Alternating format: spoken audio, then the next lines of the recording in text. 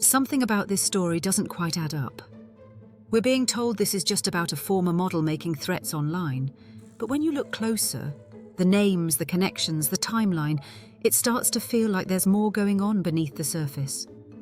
The story we're hearing is this. Amanda Húngaro, a 41-year-old former model from Brazil, was deported from the United States and is now in a legal battle over custody of her teenage son. The father is Paolo Zampoli, an Italian businessman who now serves as a US government envoy. If you haven't done so, go ahead and subscribe. Please support the channel by liking the video. We need your support to keep bringing you news like this.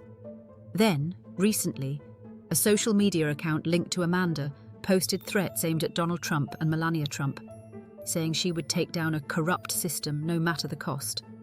That's the official version.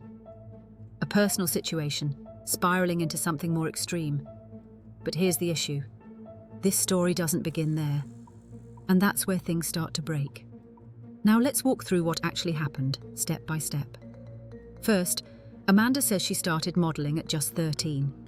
By 16, she was travelling internationally. And then comes a key moment.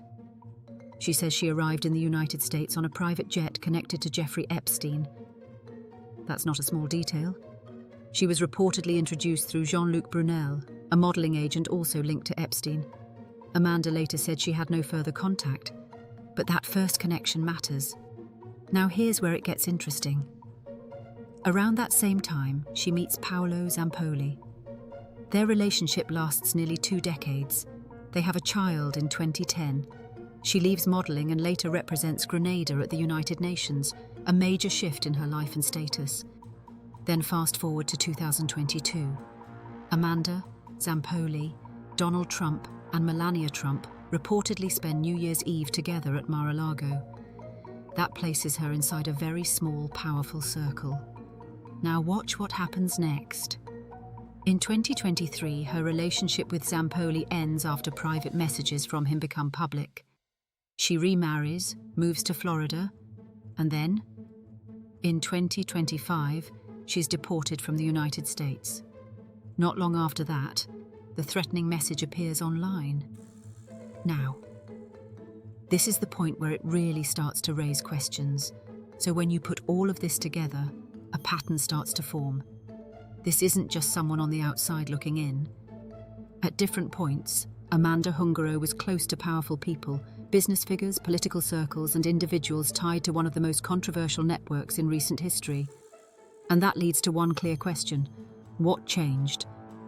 How does someone move from those circles to being deported in a custody battle and then publicly threatening a president? This matters because it shows how quickly things can shift when personal conflict, power, and past connections collide. And when names like Epstein and Trump show up in the same timeline, it raises the stakes. So the real question is this just one person unraveling?